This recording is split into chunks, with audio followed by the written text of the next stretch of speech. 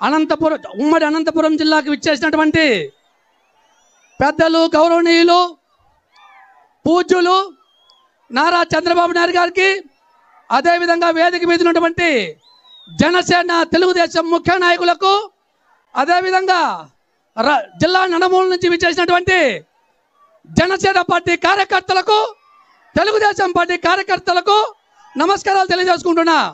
ముఖ్యంగా నేను 4 మాటలు మాట్లాడదలుచుకున్నా. మన ముందున్నటువంటి ఈ పరిశ్రమ ఏదిది? ఏం పరిశ్రమ? మన మాజీ ముఖ్యమంత్రి ప్రియతమ నేత నారా చంద్రబాబు నాయుడు గారిది. రాష్ట్రంలో సీనియర్ నాయకుడు, దేశంలోనే సీనియర్ నాయకుడు.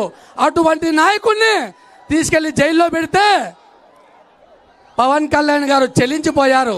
చెల్లించిపోయి నారా చంద్రబాబు నాయుడు గారిని పరామర్శించి అక్కడికి వెళ్ళి, సార్ జనసేన తెలుగుదేశం పార్టీ కలిసి వెళ్దాం, కలిసి వెళ్ళి ఈ దుర్మార్గుడైనటువంటి జగన్మోహన్ రెడ్డిని ఎదుర్కొందాం అని చెప్పేసి అక్కడే సభ్యుల దగ్గర పొత్తు ప్రకటించినటువంటి మహోన్నతమైనటువంటి వ్యక్తి పవన్ కళ్యాణ్ గారు, చంద్రబాబు నాయుడు గారు అని చెప్పేసి తెలియజేస్తున్నా. అటువంటి మహోన్నతమైనటువంటి వ్యక్తులు ఈ రాష్ట్రం కోసం ఎన్నో త్యాగాలు చేశారు, ఎన్నో ఉద్యమాలు చేశారు.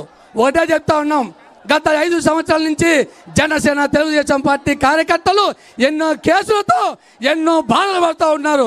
ఈ జగన్ రెడ్డి తెలుగుదేశం జనసేన పార్టీ కార్యకర్తలను నానా కష్టాలు పెడతా ఉంటారు. ఆయన ఎన్నో కష్టాలు ఓర్చి ఈ రాష్ట్రం కోసం మీరంతా కూడా సంసిద్ధులై ఈరోజు వేలాదిగా తరలి వచ్చారు. ఒకటే చెప్తా ఉన్నాం, జగన్ రెడ్డి నువ్వు సిద్ధం అంటా ఉన్నాం, మేము యుద్ధం చేయడానికి సిద్ధంగా ఉన్నాం, నిన్ను గద్దెదించడానికి సిద్ధంగా ఉన్నాం. ఒకటే చెప్తా ఉన్నాం, జగన్ రెడ్డి ఇప్పటికైనా నువ్వు బుద్ధి తెచ్చుకొని రాష్ట్రంలో ఈ యొక్క అరాచక పాలన తగ్గించాలని కోరుకుంటూ, సార్ ఒకటే చెప్తున్నాం సార్, అనంతపురం జిల్లాలో ధర్మవరంలో సార్ ఈ యొక్క అరాచకం రాజ్యం వెళ్తా ఉంది సార్. ఒకటే చెప్తా ఉన్నాం సార్, ధర్మవరంలో ఒక దుర్మార్గుడు ఒక ప్రజల సొమ్మునంతా కొల్లగొట్టి కోట కట్టాడు.